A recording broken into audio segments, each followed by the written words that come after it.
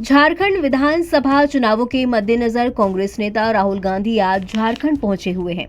राहुल गांधी का महगामा में चुनावी कार्यक्रम था। चुनावी सभा को संबोधित करने के बाद वो बैरमो के लिए निकल रहे थे, लेकिन इसी बीच महगामा में राहुल गांधी के हेलीकॉप्टर को क्लियरेंस नहीं दिया गया। उनके हेलीकॉप्टर को रोक लिया गया।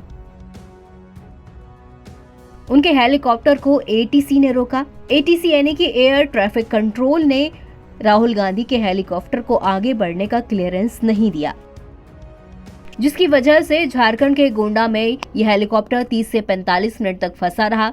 इस पर कांग्रेस ने आरोप लगाया कि प्रधानमंत्री नरेंद्र मोदी की सभा की वजह से राहुल गांधी के हेलीकॉप्टर को क्लियरेंस नहीं दिया गया है।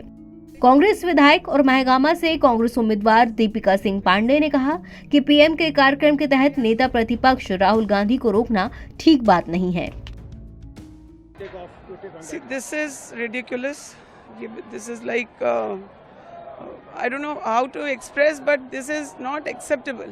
He belongs to a family, Gandhi family, where two of our prime ministers we have lost because of terrorism, and in cases where they were not in proper protection. And why have they compromised with the security of Rahulji is very surprising. Reason क्या बताया? They have no reason. Just because Prime Minister of this country is in Devghar, Rahul Gandhi ji cannot cross that area. There's a protocol, we understand.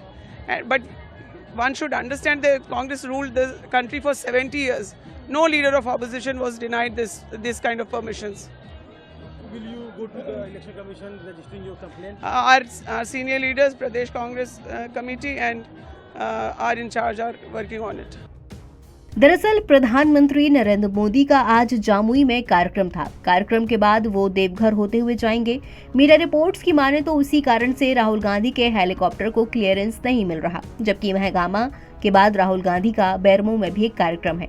Jharkhand में राहुल गांधी सबसे पहले जनसभा करने गोड्डा पहुंचे थे, जहां उन्होंने जनता को संबोधित किया।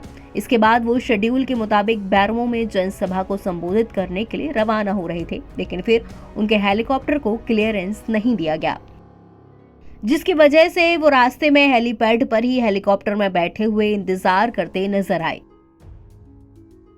ये कोई पहली बार नहीं है, ऐसे आरोप पहले भी बीजेपी पर लगते आए हैं।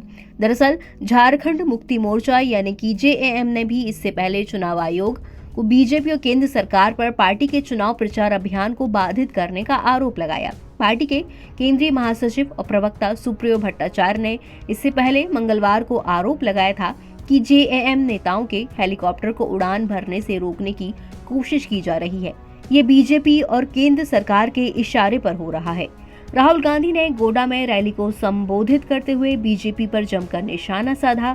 साथ ही उन्होंने जाति जनगणना को लेकर भी जनता से वादा किया कि कांग्रेस जाति जनगणना करके ही दिखाएगी। एनबीटी ऑनलाइन की रिपोर्ट।